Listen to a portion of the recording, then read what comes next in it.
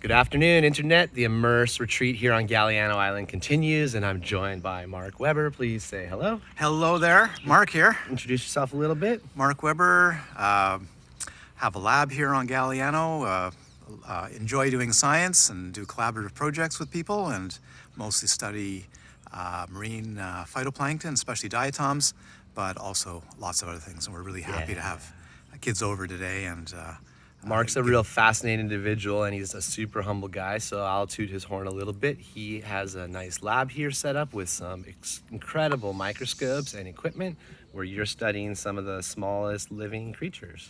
well, they're actually pretty big compared to bacteria and viruses, but yeah, they're pretty small. So we need some good microscopes.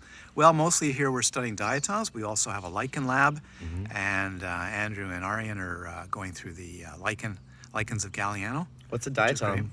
Diatom is a glass, mostly glass-bodied, single-celled organism, and they make up probably 25-30% of, contribute to 25-30% of the oxygen that we breathe in the oceans and the fresh water. Wow. They create the oxygen. They actually do, from carbon dioxide. Amazing. And they have a lot of ecological importance, and they're everywhere. They're all over the place. They're even up in some damp areas of trees. They're in the oceans. They form blooms. You can have 10 million per liter in a glass of marine water. That's incredible. So, or a beaker of marine water. So they're really important. So what we're doing is we're doing a taxonomic survey to figure out what is around Galliano, what's in the Southern Gulf Islands. Hasn't been done since 1976. And so we're doing an inventory, and we're seeing what's out there, and we're doing some good science on that, and trying to. And you're doing that as a part of the Institute of Multidisciplinary Ecological Research in the That's Sailor right, Sea. IMERSS. That's good that you know the name. So yes, as part of IMERSS, we're doing this catalog of different life forms, and one of them is going to be diatoms.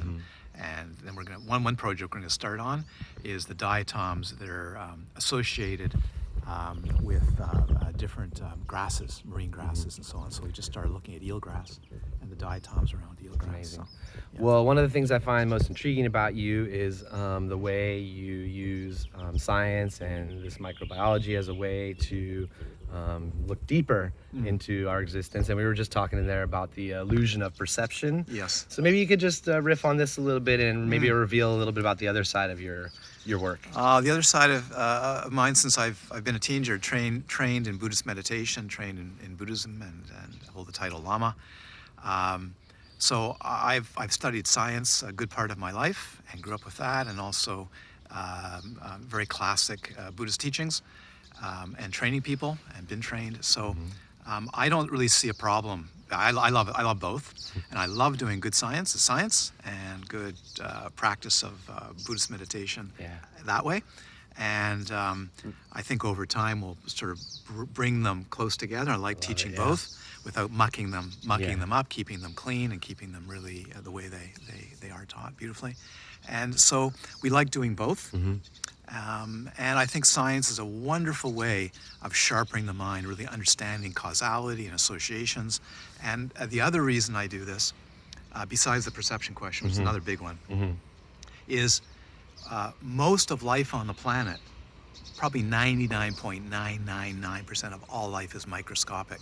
So to say that you have an understanding or a feeling for life without really closely looking You're missing at the something. you're really missing a major part of life, including the fact that maybe even on a human being, only at the most 50% of a human being, at the very most, would be human cells. Probably something. The numbers change all the time, but something like it could No be more than 50% of our body is no human more, cells. and some estimates have been around 7, 8, 10% are only human. So when you look around you, when you look at anything, any living creature, poppies over there and fennel over here, you're looking at creatures, at organisms. They're actually coded in microorganisms, and they can't live without them. Right. So I'm really enjoying studying life from the microscopic, which gives me a really good, deeper and deeper understandings of human life and what goes on with humans and what goes on with other creatures. So it's my way of really trying to do that. Lama Mark from the lab here. Thanks so much for following along. Thanks for the work you do and for hosting us Thank here. you. It's a great joy. Thanks, Chris. And We'll see you later. it's very exciting to be developing this research institute called IMERSS, both citizen science and professional scientists working together, and also with kids, with children, and learning science. And it's a joy to be here, and it's a joy to participate. Absolutely. Great project. Yeah. All right. Over now from Galliano Island. Bye.